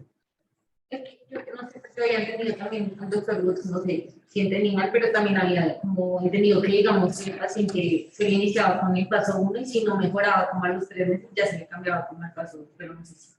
Exacto, pues eso es una cosa que vamos a revisar ahorita de cómo se escalona ese tratamiento del asma, porque no puede ser solo que yo crea que el paciente no mejoró, entonces escalonó, hay unos criterios específicos para yo decir, listo, mi paciente definitivamente no le funcionó este tratamiento, escalemos un pasito a ver si de pronto volvemos a mirar en 2 o 3 meses y a partir de eso, pues, es que se hace como el monitoreo del control de la enfermedad. Dime.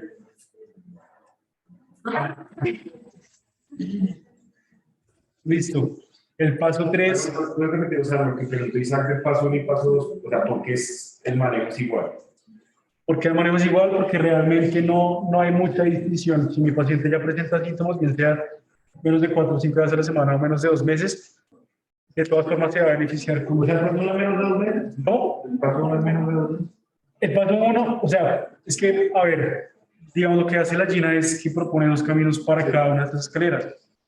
Una que se prefiere y otra alternativa. Entonces, este es el que la GINA prefiere de primerazo y este es un camino alternativo que se puede tomar cuando no se puede seguir esta ruta. Aquí, O sea, lo principal sería iniciar un paso 1 o 2 con el corticoide inhalado. eso es lo ideal, exacto. O sea, es lo que nos propone la GINA de O sea, primerazo. realmente, si digamos, dice que hay un criterio que me haga subir, yo siempre paso como el paso 1, 2 a paso 3, o sea, o sea, no hay un criterio que me haga pasar de paso 1 a paso 2. O sea, hay un criterio. Pero solo que si manejo lo mismo, entonces ¿cuál sería la diferencia? No, en el caso del paso 1 y paso 2, sí. Pero digamos, lo que puedes ver entonces es la dosis. Ah, O sea, si no puedo hacer lo que la GINA prefiere, puedo empezar desde el paso 1, del paso 1, del paso 2. Exacto, entonces si esto no funciona, porque por ejemplo cuando yo pasé por el AIAS, esto sí me lo dividían en 2. Acá me ponían corticosteroide inhalado más SABA y acá sí con LAVA, por ejemplo. Esto lo cambiaron y ahora dicen, hagámoslo así el paciente tenga 1 o 2. Pero si no puedo cumplir esto, ya puedo hacer la distinción y es lo que yo te decía. Ahí en este caso, esto sería para los pacientes que tienen los síntomas menos de 2 veces al mes y esta sería ya para los pacientes que sí tienen los síntomas menos de 4 o 5 veces. Me pregunto, pero ¿cada cuánto se daría pues las dos en el trabajo? Estas chiquitas, No, las dosis de mantenimiento, dice usted, ¿cada cuánto se darían? las de mantenimiento son diarios. ¿Y la de acá también diarios? La de acá, Ajá. no, esta sería cada vez que el paciente tenga síntomas. Ok. Por eso el primer pasito es ese. Cada vez que lo sienta, como la molestia, si definitivamente no funcionó, ya dejamos una dosis total de los inhaladores. ¿Listo? O sea, ahí también ya quería actuar como aliviador. La primera. Sí.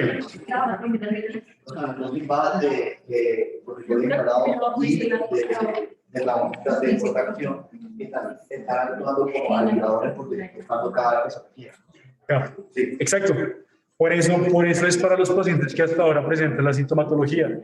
Porque si solo tiene síntomas, perdón, 1 o 2 veces al mes no le vamos a poner de lleno dosis diarias de corticosteroide más un formoterol, ¿sí me entiendes? Por eso es que nos proponen como esta forma de escalera, porque hay un aumento progresivo no solo en la dosis, sino también en la frecuencia de la aplicación del medicamento.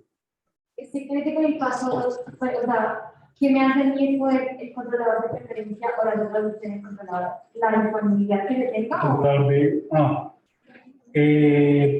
como dependiendo del paciente y la disponibilidad que hayan de los fármacos o La Gina dice que tú vas a preferir seguir esta ruta, que este es el track 1 que ellos mencionan, cuando tienes sospecha de que el paciente vaya a tener mala adherencia al tratamiento. Es decir, si tú crees que tu paciente no se va a tomar juicioso los medicamentos, ¿por qué le vas a poner una dosis de mantenimiento? ¿Sí me entiendes? En cambio, si se lo dejas solo cada vez que lo requiera, el paciente sabe que solo se lo tiene que sumar cuando siente esa tos. Por eso se prefiere, porque lo más probable es que el paciente no vaya a tener adherencia. Y por eso es que la Gina hizo el cambio, porque dijo, la gente no está siguiendo el tratamiento, no se está tomando sus dosis basales, pues hagamos esto, los primeros 2 pasos cuando tienen relativamente pocos síntomas y que solo se toman el medicamento en ese momento. Y aquí, pues ya, digamos, sí se puede como tener esa certeza de que el paciente va a tomarse juicioso los medicamentos, de dejar la dosis baja de mantenimiento. Es por adherencia. O sea, textualmente la Gina lo pone así. Si tienes sospecha de que hay mala adherencia, le pones este. Y si de pronto no tienes mala adherencia, podemos hacer esto. ¿Se dice que el paso 1, el paso 2 de un controlador de preferencia había unas dosis que varían? O bueno, no está bien. ¿Siempre que vaya? ¿Cómo así? El controlador de preferencia es el mismo, en paso 1 y paso 2. Dice que podrían variar las dosis. No, pero digamos que esto lo está hablando en esta parte de acá. Acá digamos que va a ser el mismo, por eso se pone como un solo cuadro. ¿Listo? Entonces, en la parte de arriba se usan siempre las dosis de control. Entonces sería, O sea, pero no se limita el formoterol del plan. Sí, el canista que es mezclado. Y hay que, o sea, es dosis, un puff. a veces que tú les dejes. O sea, no se compliquen con ese brazo ahorita porque no se lo van a preguntar. O sea, ahorita no es importante, pero el tema es ese. Que es que la dosis es igual en cuanto En la primera ruta de la China, ya en la segunda podemos tomar.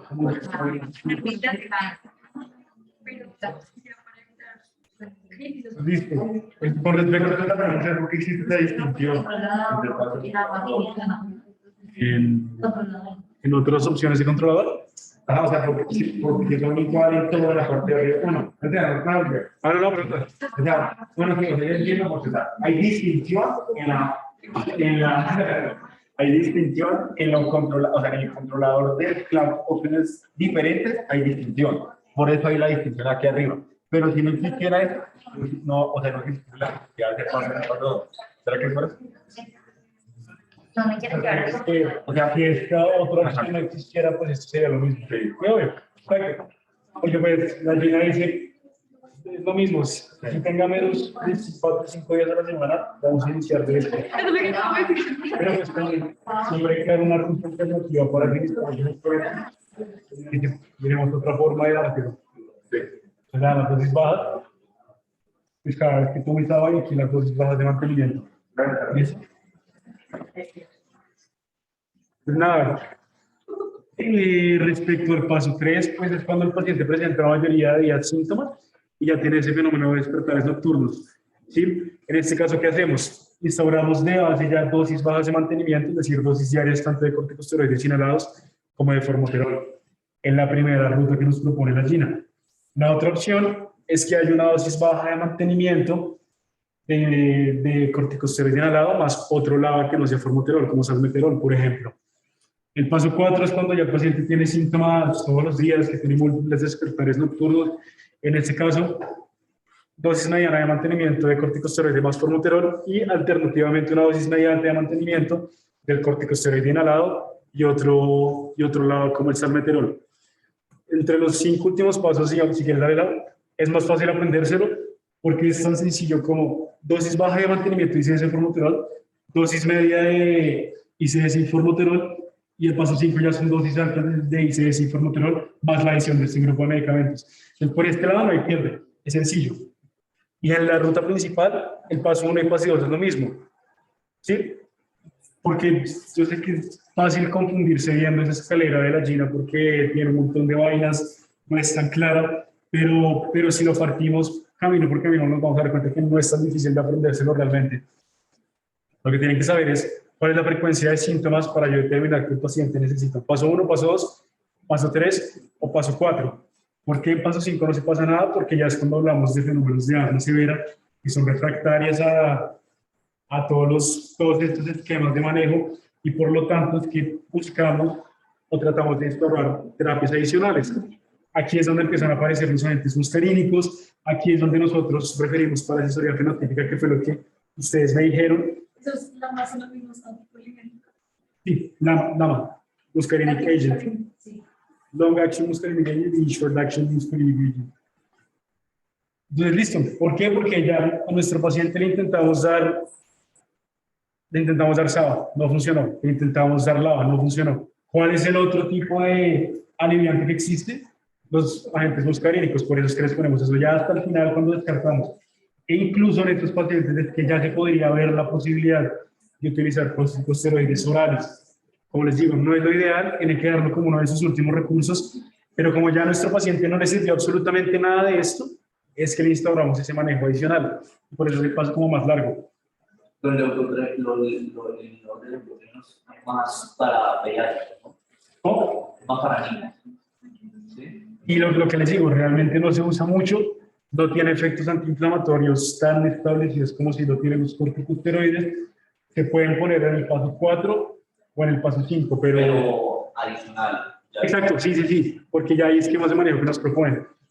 Les digo, el paso 3, 4 y 5 no hay pierde, dosis media, dosis baja, media y alta, y aquí es lo mismo. Y pues ya pues los aliviantes, que era lo que habíamos mencionado. Esto es para los adolescentes mayores de 12 años y los adultos.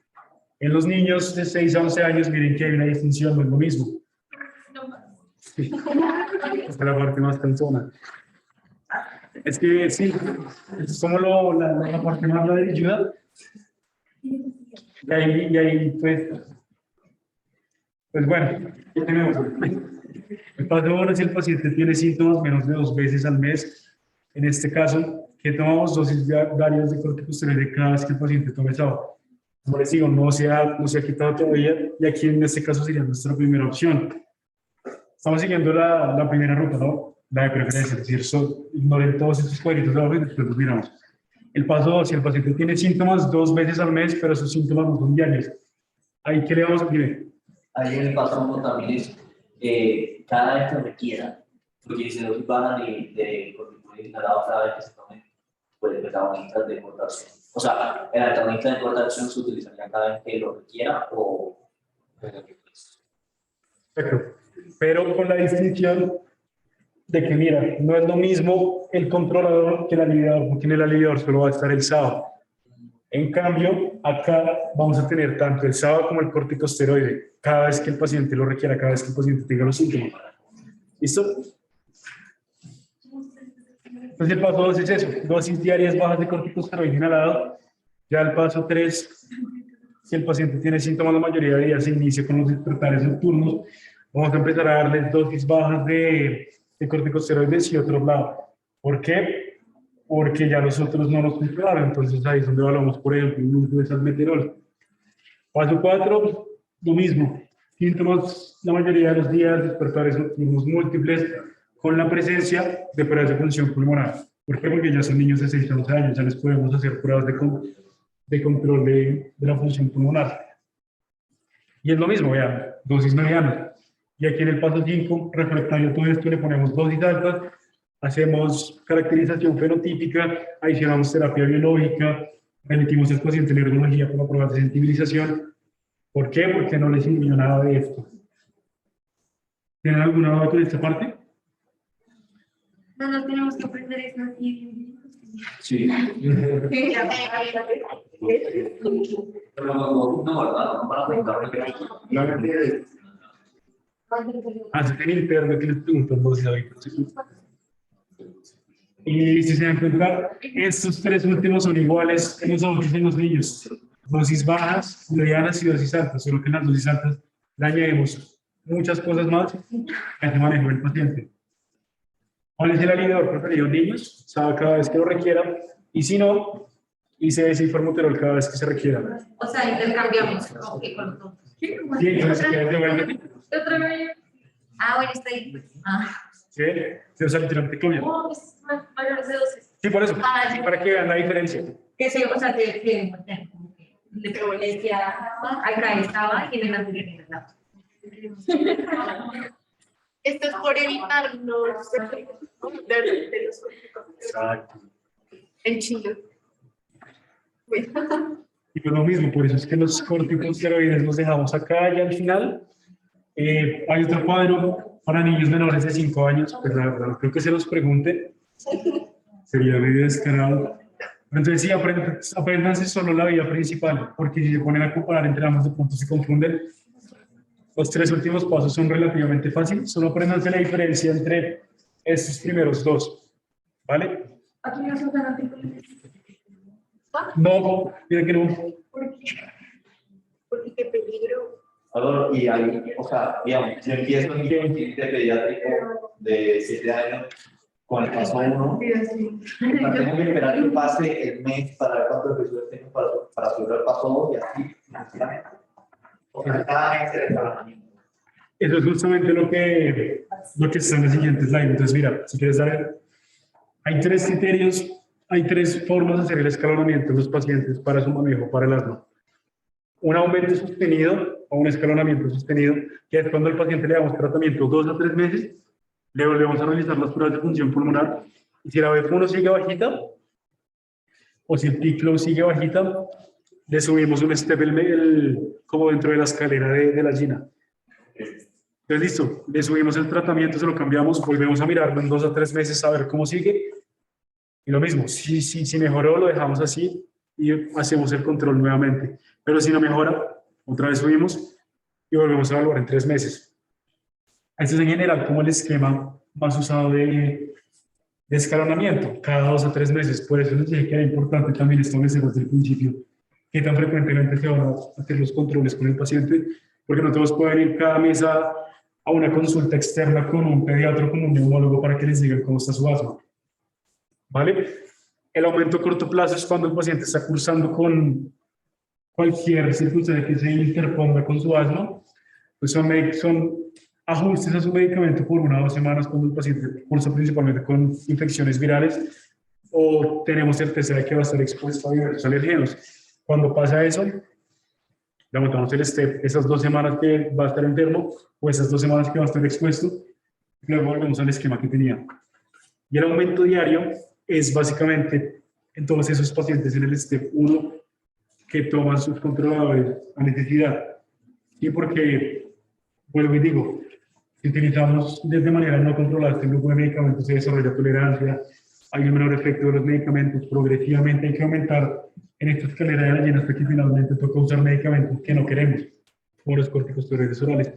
Por eso, digamos, si este es el esquema del paciente, hay que hacer exhaustivamente una evaluación, a ver qué tanto se tiene que ajustar o no esa dosis. ¿Listo? Así que estos son los 3 esquemas para que ustedes escalonen el manejo. ¿Cómo quito yo el manejo? ¿Cómo bajo un step? Entonces, si quieres darle lado, tengo que evaluar. Bueno, sí. Y cuando yo quiero hacer un aumento sostenido, tengo que evaluar esos 4 factores principalmente. Primero, pues descartar que no sea por otra causa. Por eso mismo, no evaluar las comorbilidades del paciente y mira si de pronto hay alguna otra patología que pueda dar razón de los síntomas. Verificar la adherencia al tratamiento, que es pedirle al paciente que use el inhalador para ver si lo está usando bien o no. Y pues si de pronto hay factores de riesgo modificadores como tabaquismo que también perpetúan el proceso inflamatorio y dan razón de los síntomas del paciente. Si todo esto se descarta, aumentamos el aumentamos la dosis. Pero si yo veo que es porque el paciente fuma, porque el paciente no se toma los medicamentos, porque no usa bien el inhalador, no tiene sentido aumentarle la dosis porque tampoco va a mejorar. Ya con respecto a la parte desencalonada, pues debemos ponderar estas 4 variables. Pues primero, la enfermedad tiene que estar controlada de 3 a 6 meses. Ese es como el criterio fundamental para yo decir que podemos bajarle un poco las dosis al paciente. ¿Qué hacemos? Elegir un momento ideal para desescalonar, es decir, no vamos a hacerlo cuando el paciente viaja, cuando la paciente está embarazada, cuando el paciente está infectado, porque seguramente esto va a generar que se exacerbe un poco más la condición. Pues se documenta el estado basal de la enfermedad, cómo estamos en términos de manejo de sintomatología y exacerbaciones recientes. Todo eso se documenta en la historia clínica. Entonces, la manera de hacer este desescalonamiento es reduciendo las dosis del 25 al 50% cada vez. Digamos que cada 3 a 6 meses podemos hacer esa reducción en las dosis de los medicamentos. Y lo más importante es dar citas de control que en la medida de lo posible que no sean tan distantes una de la otra, porque de esa forma no se podría hacer como el control que quisiéramos de la enfermedad. Y ya, pues, esta última diapositiva que le dejo, pues las medidas no farmacológicas también son muy de lógica, no es tanto aprendérselas. Que el paciente deje de estar expuesto a los alergenos que desarrollan su cuadro, que el paciente deje de fumar, que los pacientes nuestros hagan ejercicio, porque la obesidad también es un factor de riesgo, que se hagan los ajustes a la dieta que de pronto también tienen una implicación sobre la enfermedad del paciente. Todo esto. Si conocen bien los factores de riesgo, básicamente las medidas no farmacológicas es todo lo que hacemos para esos factores de riesgo. Entonces no es muy complicada esa parte. Lo más ladrilludo, en realidad, el caso es la parte del manejo. Sí, seguramente ahorita no les quedó de todo claro, pero bueno, van a mirar después los calenarios y se lo aprenden. Que pues sí es medio cansón. Y pues nada, queremos hacerles unos casos clínicos para ver ustedes qué piensan y qué manejo le pondrían al paciente. ¿Listo? Yo me quiero ayudar a leer. Bueno, llega al servicio de urgencias como paciente de 32 años con antecedente toxicológico de tabaquismo e historial familiar de asma. Comenta al interno de turno que le diagnosticaron asma en su adolescencia y desde ese momento usa inhaladores de los que terminan en algo. Pero que últimamente tose la mayoría del día, cada día de la semana, limitando considerablemente su labor como agente Buchan Center y requiere que ya sus inhaladores pues no le sirven y quiere saber qué hacer para manejar sus síntomas. Es que piensan primero qué factores de riesgo tiene el paciente. ¿Qué otra cosa? Sería un factor de riesgo para qué. ¿Cuál era? De pronto obesidad, porque se la pasa. Exacto, también. Básicamente es eso, ¿no? De factores de riesgo. ¿Sedentarismo no es factor de riesgo? Claro, también. No, no obesidad. O sea, digo, es diferente. Hay gente que se ve y se presenta.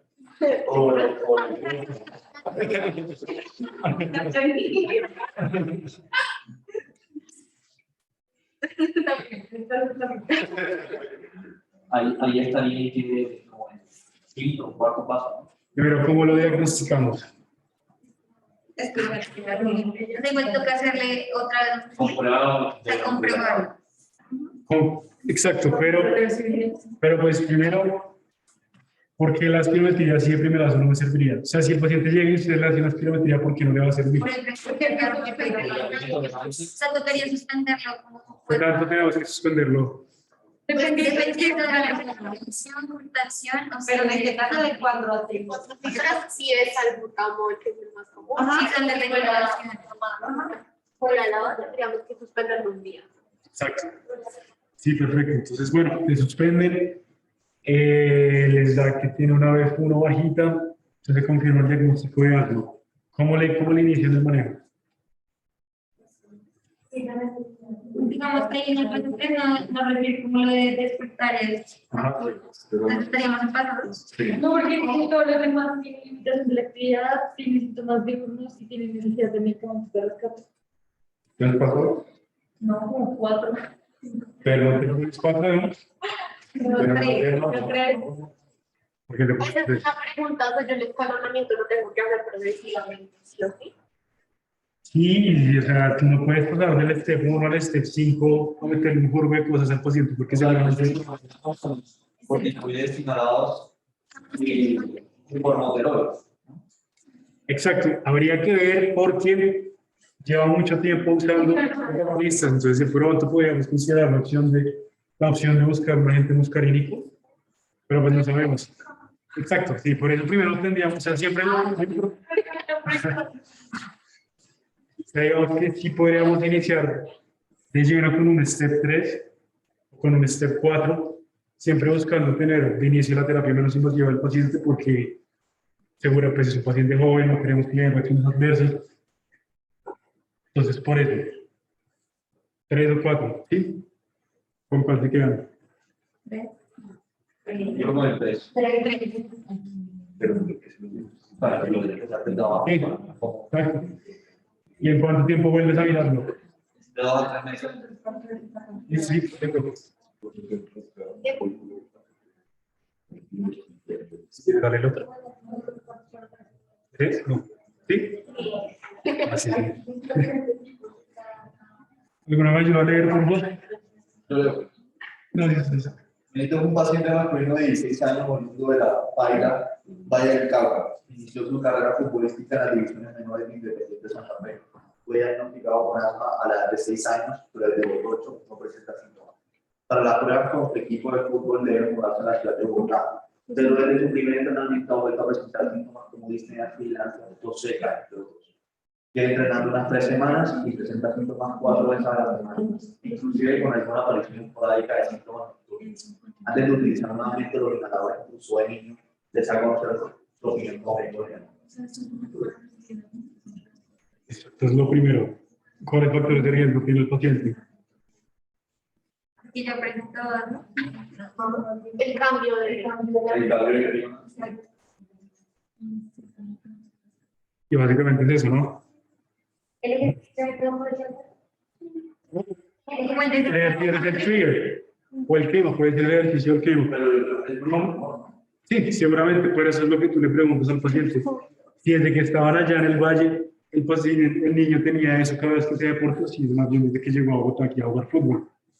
Todo eso es por la anamnesis. Entonces, fíjense como siempre vamos a ir abordando los casos clínicos, lo leemos todo, y vamos viendo parte por parte cuáles son los riesgos que tiene el paciente, qué cosas de pronto no están tan explícitas en la historia clínica que podríamos indagar.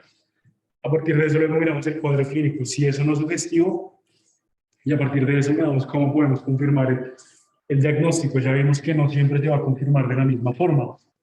Y luego, ya habiendo hecho eso, pues se evalúa la severidad del asma. ¿Cómo creen que está la severidad del asma? 3. 3, ¿no? Porque un descarga mínimo y se llama la mayoría de los días. Sí, exacto. Pero a mí me parece que este es un poquito más grave que el caso anterior, porque el anterior estamos hablando de step 4 y 5. Pero. Bueno, no sé. No, porque. Este es más. No, digo. El anterior es un final no controlado, este es severo. Ah. ¿Verdad? Solamente el asma no controlado es el asma severo. ¿Qué severo? ¿Por qué severo? no sé cómo le diría. ¿Dónde te dice ahí que el paciente lleva tomándose tantos años como para uno decir que es severo? No controlado. Ajá. O sea, yo severo es cuando ya estamos utilizando muchos fármacos. Exacto. Por eso les hice la distinción. La cosa es el asma que está más controlado, pues seguramente es este caso. Como el niño desde los 8 no presenta síntomas, los papás dieron listo, ya se curó la enfermedad, no le compró más inhaladores. Y como no hubo una exposición a un alergeno, no le había dado nada. Hasta que se pudo Bogotá, expone al frío, vuelve a presentar esos síntomas del asma. Y ahí es donde confirmamos que el asma estaba mal manejada y no es una asma severa. ¿Qué le ponemos? ¿O qué hacemos con él?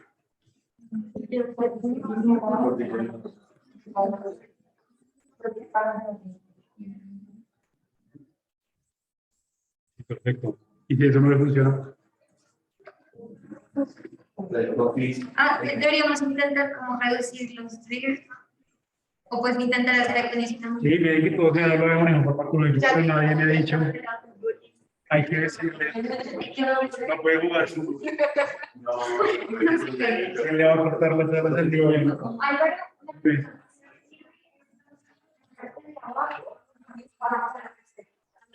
Depende de lo que tú quieras hacer. Si tú vas a definitivamente irte por el track 1, no puedes ir alternando entre arriba y abajo porque no tiene sentido.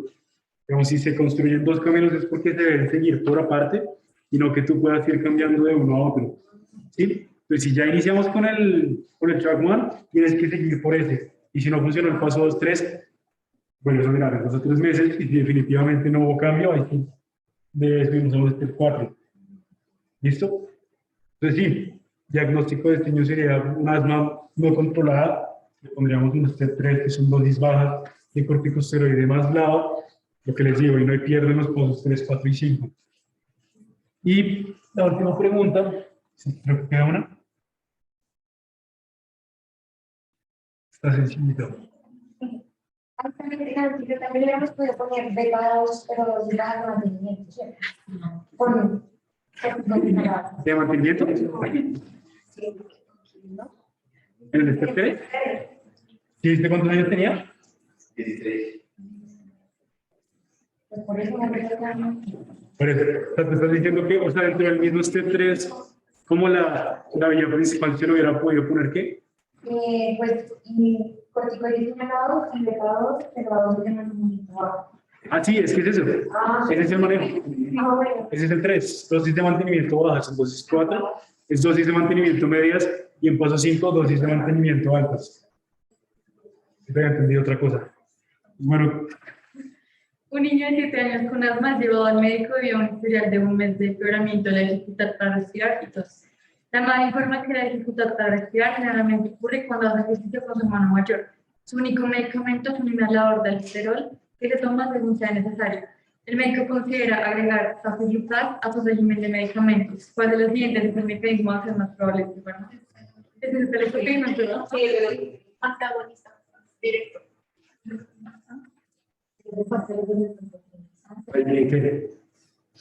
Hay disminuida los neutrófilos, disminuida Sí, las citoquinas, o la transformación de las citoquinas. o sea, pero mira que no es que los leucotrienos produzcan citoquinas, sino propiamente los leucotrienos tienen sus efectos dentro de la fisiopatología del asma. dentro de los monstruos también, ¿no? ¿Qué? ¿Los leucotrienos producen los desinógenos? No, los eosinofilos producen leucotrienos que son inflamatorios. Bueno, en realidad son más los mastocitos porque son de los productos bien formados, acuérdate. Porque en la fase temprana tú rompes la membrana y se liberan los preformados. ¿Qué son los preformados principalmente? Histamina. Exacto. Pero yo tengo entendido que los eosinofilos producen proteína mayor y los Sí, proteínas. sí, pueden producirla, pero no en la misma medida que si lo producen los mastocitos. Sobre todo en la fase aguda. En la fase crónica sí, lo que tú dices es cierto. Entonces, ¿qué? Ahí está bien, pues, como el programa interno. La expresión de moco, lo inflado, la respiración inflada.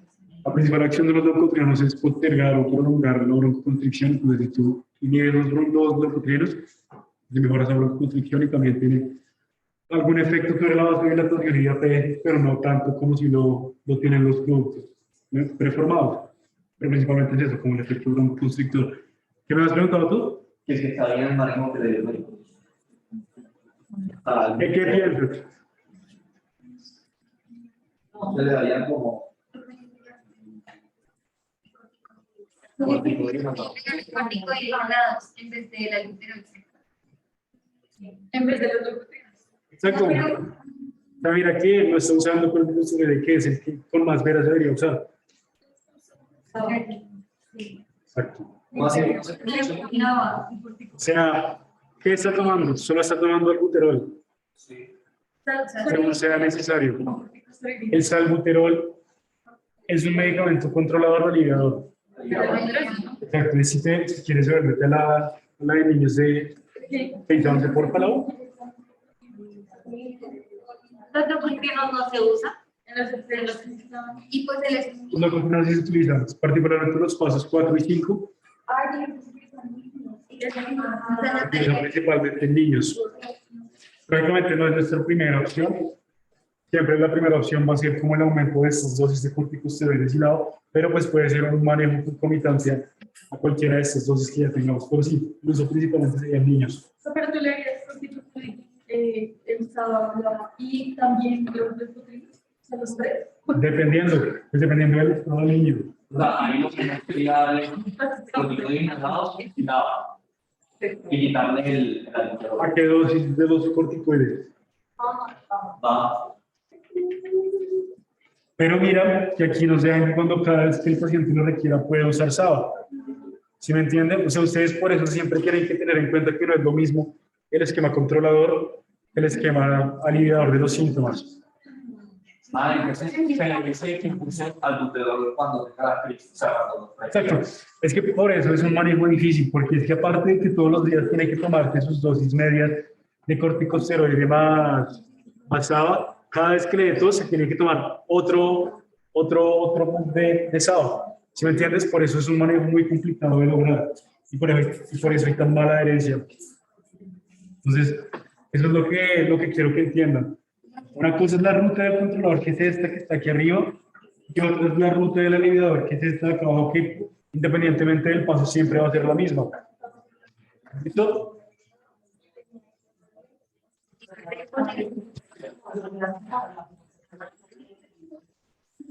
Pero entonces, ¿los leucotrienos estarían bien o no? ¿No sería mejor ir con los tips que lado? Pero tú, ¿cómo ves la enfermedad del caso? O sea, ¿en qué step lo pondrías según cómo? ¿Cuántas veces trabajo? O sea, igual digamos que esa pregunta no estaba como tan estructurada en construir el caso de asma, sino era más como que vieran el tema del medicamento. ¿El ETRA es leucotrieno? Sí. Entonces él estaba en 3. La estaban pasando 3, pero no le pusieron el corticosteroide. Pero sí. O sea, aunque mira qué paso también te puedes dar la donación, o sea, pues porque son ahí. Pero vuelvo y digo, acuérdense que este es un camino y este es otro.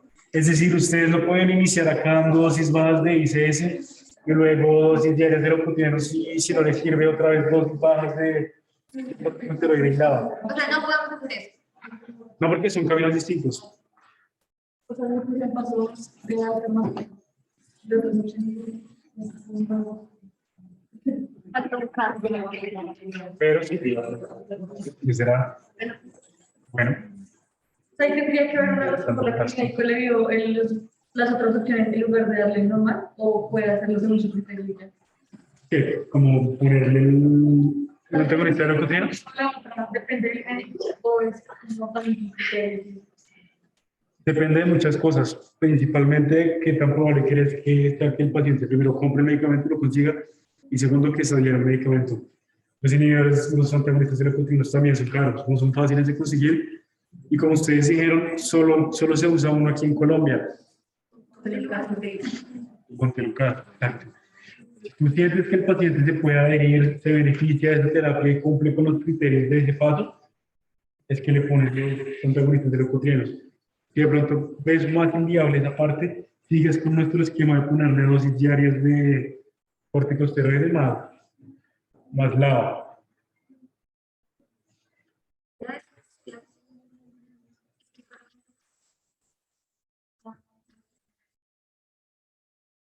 Pues bueno, ya una pregunta. Un niño de 13 años, por lo demás sano, es llevado al médico debido a ataques de asma que han aumentado en frecuencia y gravedad durante las últimas 4 semanas. Diagnosticado con asma por primera vez hace 6 meses.